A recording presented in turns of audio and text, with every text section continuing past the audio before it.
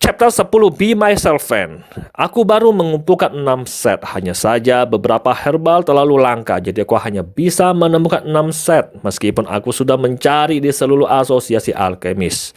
6 set, baik, berikan kepada aku sekarang. Sekarang Yun Xiao memiliki batu udara, ilahi 5 warna. Peluangnya untuk membuka sumbatan meridiannya hampir 100%. Jadi dia dalam kondisi suasana hati yang baik. Menunjuk Han Bai dan Chen Shen yang masih terbaring di tanah, dia berkata, sembuhkan mereka berdua dulu. Jiarong sedang menyerahkan tas penyimpanan ketika dia mendengar itu dan wajahnya langsung berkedip saat dia menggeram. Kamu pikir aku ini apa? Apakah kamu benar-benar berpikir kamu dapat memesan aku sesuka hati? Yun Xiao menatapnya dengan dingin dan berkata, jika kamu tidak senang, kamu bisa enyah sekarang. Jiarong sangat marah hingga kulit kepalanya mati rasa dengan statusnya yang prestisius. Bagaimana mungkin seorang anak memperbudaknya dan mengatakan kepadanya apa yang harus dia lakukan. Tapi pengemis tidak bisa memilih, apalagi nyawa dan masa depannya dipertaruhkan. Tak berdaya, dia membungkuk dan memeriksa luka-luka mereka, lalu mengeluarkan 2 pil kuning pucat dari cincinnya dan memasukkannya ke dalam mulut mereka. Sudah selesai, katanya. Ya, ini juga saatnya memberitahuku obatnya. Aku telah melakukan semua permintaan kamu, dan kamu tidak akan pernah memerintahkan aku lagi. Yun Xiao menyipitkan matanya dan terlihat tidak berbahaya. Kamu tidak tahu berapa banyak orang yang meratap dan memohon untuk diperintah olehku. Aku yakin kamu akan meminta aku untuk melakukannya nanti. Wajah Jiarong jatuh saat dia berteriak dengan marah. Jadi kamu berbohong padaku? Yun Xiao mendengus dingin. Menurutmu siapa aku? Bagaimana aku bisa berbohong pada alkemis tingkat pertama sepertimu? Dengan lambaian tangannya secari kertas menembus udara, terbang lurus keluar. Jiarong sangat marah. Apa yang dia maksud dengan seorang alkemis tingkat pertama belaka? Alkemis manapun adalah bangsawan dan berpengaruh. Saat dia menangkap kertas di antara jari-jarinya, wajahnya menjadi serius. Kekuatan yang menyertainya lebih kuat dari yang dia bayangkan. Dengan ekspresi muram, dia melirik kertas itu dan apa yang dia baca langsung mewarnai wajahnya. Saat dia membuangnya dengan tergesa-gesa, meskipun dia tidak bisa 100% yakin bahwa isi kertas itu akurat dengan pengetahuannya, dia bisa secara kasar mengatakan bahwa Yun Xiao tidak berbohong padanya. Sekarang aku mendapatkan apa yang dijanjikan kepada aku, kita seimbang. Jiarong berbalik dan hendak pergi. Pemuda ini terlalu aneh. Dia tidak bisa melihat melalui dia sama sekali. Dia awalnya berencana untuk membalas penghinaan yang dia derita terakhir kali. Tetapi ada rasa takut yang samar di hatinya sekarang, yang membuatnya merasa bahwa dia harus menghindari menimbulkan masalah lebih lanjut. Bagaimanapun juga kehidupan dan masa depannya adalah yang terpenting. Resepnya dapat menghilangkan racun dari batu Hellwind dan anggrek Blood Fame dari tubuh kamu tanpa meninggalkan efek samping apapun, kata Yun Xiao tanpa tergesa-gesa. Tapi selama periode ini ketika kamu sedang terkorosi oleh racun, apakah kamu merasakan kekuatan jiwamu semakin lemah? Setiap kali kamu membuat dan sepertinya mengalami kemunduran, tubuh Jiarong langsung membeku. Ketika kekuatan jiwa seorang alkemis habis, ia pulih setidaknya 10 kali lebih lambat dari ki primordial seorang prajurit. Tapi menebus regresi kekuatan jiwa 100 kali lebih lambat daripada mengolahnya secara normal. Kamu belum lama terkorosi oleh racun.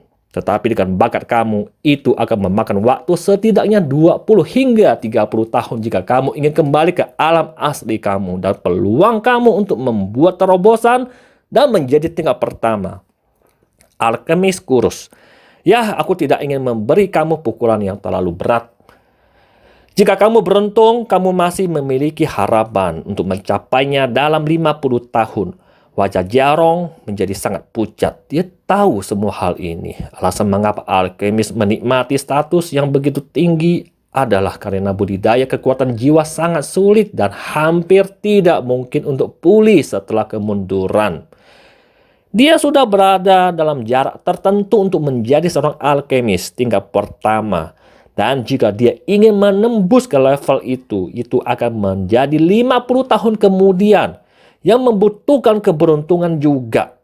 Jika peruntungannya buruk, Dia mungkin akan berakhir sebagai alkemis magang senior selama sisa hidupnya. Apa maksudmu dengan semua ini? Oh, aku tidak bermaksud apa-apa. Aku kebetulan tahu cara menjadikan kamu seorang alkemis tingkat pertama dalam 50 hari. 50 hari! Tubuh Jarong tersentak seolah-olah dia tersengat listrik dan matanya melebar. Bagaimana mungkin? Kamu berbohong padaku! Bahkan jika kekuatan jiwanya tidak mundur, dia tidak yakin bahwa dia bisa membuat terobosan dan menjadi alkemis tingkat pertama dalam 50 hari. Kalau tidak, dia tidak akan mengambil resiko dan menggunakan batu angin neraka. Wajah Yun Xiao menjadi gelap saat dia mengejek dengan dingin. Kamu pikir kamu siapa yang pantas aku bohongi? Jarong tertegun dan dia tidak bisa bergerak lagi. Dia sangat curiga dengan kata-kata Yun Xiao. Tetapi menjadi seorang alkemis adalah godaan yang terlalu besar baginya untuk menyerah. Jadi dia segera menyerah dan berkata, maaf aku terlalu terkejut. Apakah kamu yakin dapat membantu aku untuk memulihkan kekuatan jiwa aku dalam 50 hari? Yun Xiao mengangkat jari telunjuknya dan menggoyangkannya. Ini bukan tentang memulihkan kekuatan jiwamu. Dia mendengus dingin. Ini tentang menjadikanmu seorang alkemis tingkat pertama yang sesungguhnya. Sebenarnya aku bisa melakukannya dalam 5 hari, tetapi kamu tidak sepadan. Jarong menelan ludah. Apa yang kamu butuhkan dari aku sehingga kamu dapat membantu aku? Jadilah pelayanku, Yun Xiao berkata, matanya bersinar dengan cahaya dingin. Mustahil! Murid Jarong mengerut tiba-tiba saat wajahnya jatuh dan dia berkata dengan marah, kamu hanya anak bodoh. Namun kamu ingin menjadikan seorang alkemis sebagai pelayanmu? Betapa sombongnya. Yun Xiao duduk dengan tenang di kursi kayu. Aura alami terpancar darinya. Dengan kilatan cemoohan di matanya, dia berkata dengan dingin. Jika bukan karena kurangnya kekuatan aku sekarang, apakah kamu pikir kamu memenuhi syarat untuk menjadi pelayan aku? Meski begitu kamu hanya memenuhi syarat untuk menjadi pelayanku selama 50 hari. Setelah itu aku ingin kamu pergi dari pandanganku. Pikiran Jarong menjadi kosong karena terkejut. Kata-kata itu membuat kepalanya mati rasa. Tetapi dia tidak terlihat marah sama sekali.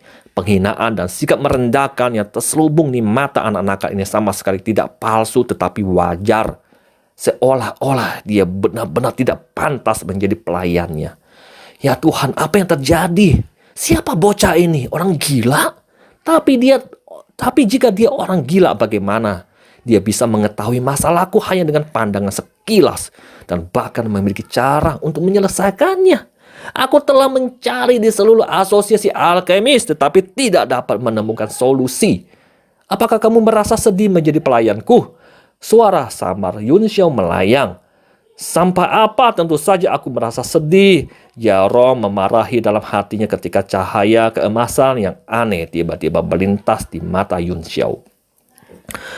Pada saat itu pupil matanya melebar secara dramatis dan rasa takut yang luar biasa menyapu dirinya. Itu adalah ketakutan yang datang langsung dari lubuk jiwanya. Seperti kekaguman bawaan pada dewa yang dilahirkan dengannya. Bam! Dia tidak bisa lagi diam. Lututnya jatuh lurus ke lantai yang dilapisi batu biru. Tubuhnya basah oleh keringat dingin. Sementara tekanan pada jiwanya menghalanginya untuk mengangkat kepalanya lagi. Ada apa? Apa yang sedang terjadi? Bagaimana mungkin seorang anak memiliki tekanan jiwa yang begitu kuat? Siapa dia? Jarong benar-benar tercengang. Faktanya, dia tidak hanya tercengang tetapi juga ketakutan. Hatinya dipenuhi rasa takut yang dalam. Penghinaan dan sikap merendahkan pada tingkat jiwa membuatnya merasa seolah-olah jiwanya akan tercabik-cabik hanya dengan sedikit memikirkan Yun Xiao.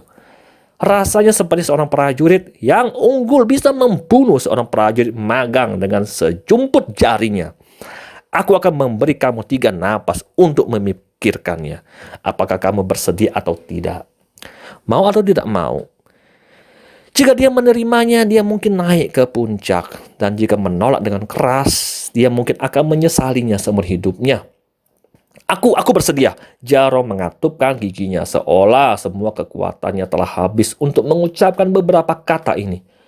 Tapi begitu dia selesai, dia merasakan pelepasan tiba-tiba dan jatuh dalam keadaan sujud. Bahkan kemudian hatinya menjadi sangat nyaman. Seolah-olah dia baru saja mencapai hal yang hebat dengan sempurna dan luar biasa. Itu juga mengejutkannya. Secercah senyum muncul di mata Yun Xiao saat dia berkata, "Tidak buruk, kamu cukup menentukan. Kamu akan tahu di masa depan betapa beruntungnya kamu telah membuat keputusan ini hari ini. Sekarang setelah kamu mengenali aku sebagai Tuhan kamu, aku secara alami tidak akan memperlakukan kamu dengan buruk." Dia menjentikan jarinya dan mengeluarkan selembar kertas kultivasi sesuai dengan metode di atasnya. "Jika kamu tidak dapat membuat terobosan dan menjadi alkemis tingkat pertama dalam 5 hari, itu berarti kamu memiliki bakat yang buruk. Dan kamu tidak memenuhi syarat untuk menjadi pelayan aku. Jika itu masalahnya, kamu tidak perlu datang menemui aku lagi." Mata Jiarong dipenuhi dengan keterkejutan. Dia mengambil kertas itu, dan begitu dia melihat isinya, dia melompat dan berteriak seolah-olah dia disambar petir. "Teknik kultivasi jiwa!" Itu tidak lain adalah teknik kultivasi jiwa yang paling sampah. Yun Xiao menengus ringan dan berkata dengan acuh tak acuh, "Tapi itu cukup untuk membuatmu bangkit kembali dalam 5 hari dan menjadi alkemis tingkat pertama." Lembar kertas itu sepertinya penuh keajaiban. Melihatnya, Jiarong mulai gemetar hebat dan tubuhnya yang kehabisan semua energi melompat lagi seolah-olah dia diberi tembakan di lengannya. Dengan kegembiraan yang luar biasa di kedua matanya, dia berkata, "Teknik kultivasi jiwa. Aku tidak percaya ini adalah teknik kultivasi jiwa. Master, apakah ini nyata?" Dia berjuang untuk mengucapkan kata Tuan atau Master. Tetapi ketika dia melakukannya, keluhan dan rasa malu yang luar biasa yang dia rasakan di hatinya langsung lenyap. Hanya menyisakan kegembiraan. Yun Xiao mengerutkan kening. "Panggil saja aku Tuan Muda Yun." Ya, itu nyata. Tapi seperti yang aku katakan, itu tidak lain adalah teknik kultivasi jiwa yang paling sampah. Selama kamu memberikan pelayanan yang baik, aku tidak akan pelit untuk menghargai kamu. Kamu boleh pergi sekarang. Dan aku akan mencari kamu di asosiasi alkemis jika aku membutuhkan sesuatu. Ya, Tuan Muda Yun.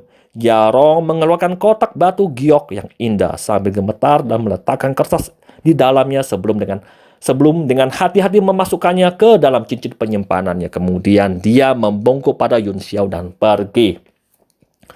Bagian terpenting dari budidaya alkemis adalah untuk memelihara kekuatan jiwa, tetapi satu-satunya cara bagi alkemis umum untuk meningkatkannya adalah melalui kerajinan yang konstan.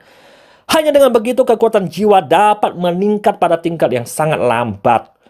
Legenda mengatakan bahwa di bidang alkimia ada cara untuk memperbaiki kekuatan jiwa secara langsung. Namun metode ini hanya dijelaskan secara sporadis di beberapa klasik dan itu adalah misteri. Apakah mereka benar-benar ada? Jiarong tidak pernah membayangkan bahwa dia benar-benar bisa mendapatkan sesuatu seperti ini suatu hari nanti. Begitu dia meninggalkan akademi, dia merasakan langit cerah dan hatinya dipenuhi dengan kegembiraan. Siapa Tuan Muda Yun ini? Dia pasti baru saja menggunakan teknik membingungkan jiwa yang legendaris padaku. Aku tidak percaya dia benar-benar menguasai seni mistik seperti itu. Jiarong bagaimanapun adalah seorang alkemis, jadi dia segera mengerti mengapa dia merasa gemetar barusan. Seorang anak biasa tidak akan pernah memiliki tekanan jiwa yang begitu mengerikan. Dan teknik kultivasi jiwa, bagaimana dia bisa memberikan hal yang begitu berharga seolah-olah itu adalah sesuatu yang bisa ditemukan di jalan. Tidak seorang pun di negara bagian Tianshui, bahkan keluarga kekaisaran, tidak akan semurah dia. Lagi pula dengan teknik ini saja tidak rugi bagiku untuk menjadi pelayannya selama beberapa tahun. Pikirannya mulai seimbang dan dia bahkan merasa telah mengambil keuntungan besar. Nilai benda ini tidak terukur, bahkan hidupnya akan dalam bahaya jika orang lain mengetahuinya. Jadi dia sangat berhati-hati untuk menyembunyikan dirinya saat dia bergegas kembali ke menara alkemis. Sekian, see you next chapter.